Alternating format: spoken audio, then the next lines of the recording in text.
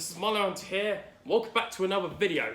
As you can see right in front of me, I have an original PlayStation. Now, this console in particular, I got from CEX in really good condition, because normally when you have a look at CEX, you probably find that some of the consoles, the plastic's been discolored and it's all been scratched up. But not with this one. This one I found really, really good condition, and they were only selling it for 40 quid. So why not get one in 2023? So this is the DualShock 1. This is not the original controller, because the original controller didn't have the analog sticks. But yeah, this is the original DualShock controller. So yeah, this is the DualShock controller that started the PlayStation tradition of having analog sticks and rumble functionality. So I'm really happy about that. So anyway, for today's video, I'm going to explain why you should own one in 2023. And yeah, let's get into it.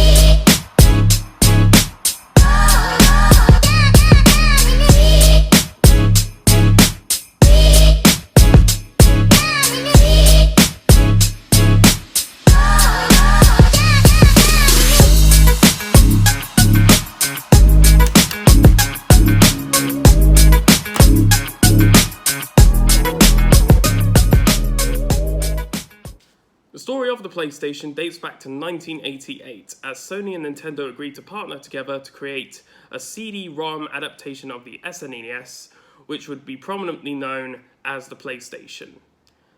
The PlayStation was originally announced in 1991 at a games convention in Las Vegas. However, this would not survive, as Sony and Nintendo's partnership would break off after Nintendo agreed to partner with Philips instead, which just so happens to be Sony's #1 competitor in consumer electronics. So, because they still had the idea in mind of creating a games console, as Sony had experience of creating electronics in Japan, so they straight up decided to create their own games console, which would be known as the PlayStation that we know today. The console had a CD-ROM drive built in, a total of 8 megabytes of RAM, and 8 gigabytes of external storage via a memory card that Sony produced themselves. The console was originally released in 1995 with a starting price of $299 in the US. Also, the controller wasn't this one. Before they invented the DualShock controller, Sony's controller was just the buttons, the D-pad, and the shoulder buttons, and the select and start buttons. They didn't have the analog sticks or the rumble technology until in the early 90s, when they released a slimmer revision called the PS1. The original PlayStation also had many original PlayStation titles, such as Gran Turismo, Crash Bandicoot, Spyro the Dragon, Resident Evil, and the iconic Silent Hill series. Okay then, so I've just hooked up the original PlayStation to my TV, and for this video we're going to be testing out one of its famous titles, which is Gran Turismo. So let's load that up. It still uses the original CDs as well. So let's load that up.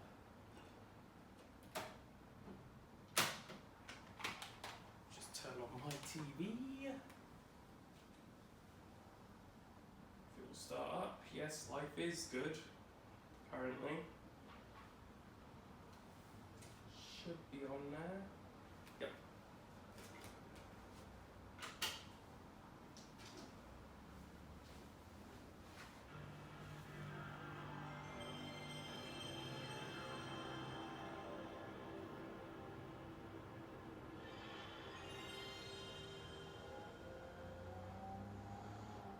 so iconic.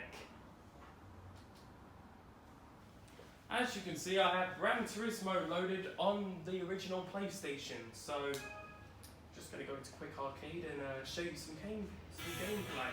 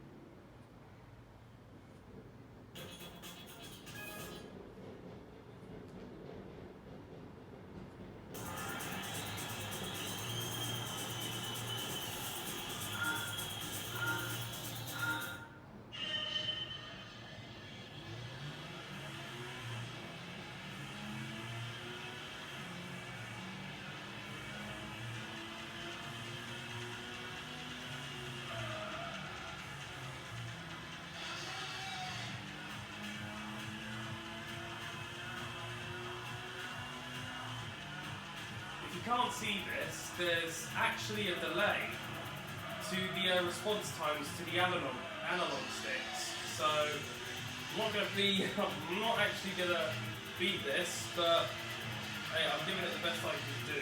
Besides, my main purpose is to show you the graphics power of the original PlayStation, because for the early 90s, it actually looks fairly decent. But of course, a lot of you have grown up with PS4s, Xbox Ones, and Nintendo Switches, and all that type of lot. But here, in the early 90s, this was actually state of the art. After all, many games around that time were only two-dimensional, whilst the PlayStation introduced three-dimensional gaming into it.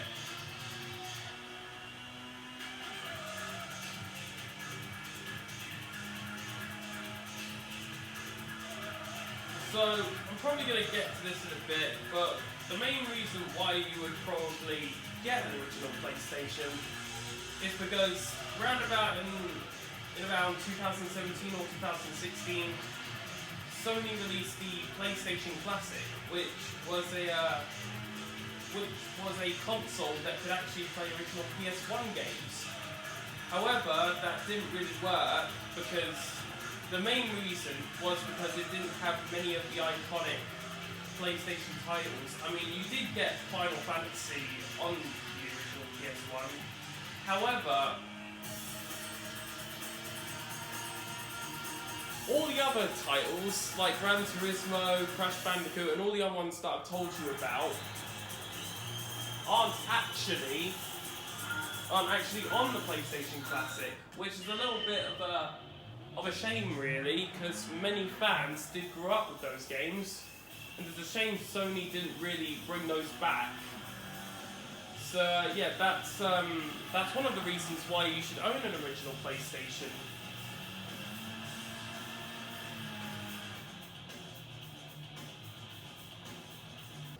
So then, what's my final verdict on the original PlayStation?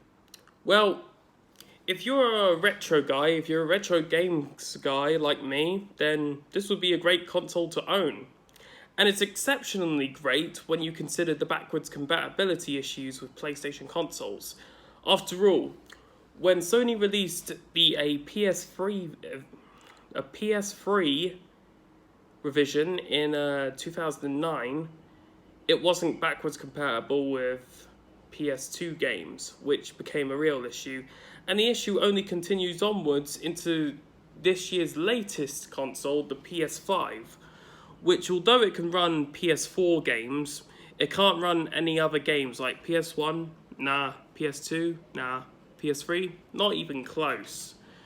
So if you're looking to, play original games, original PlayStation titles mainly, then I guess you could look for an original PS1 or a PS2 or any sort of like original PlayStation console that can run any of those games. So yeah. So then, that will be the video today, and yeah, I'll see you all in the next one.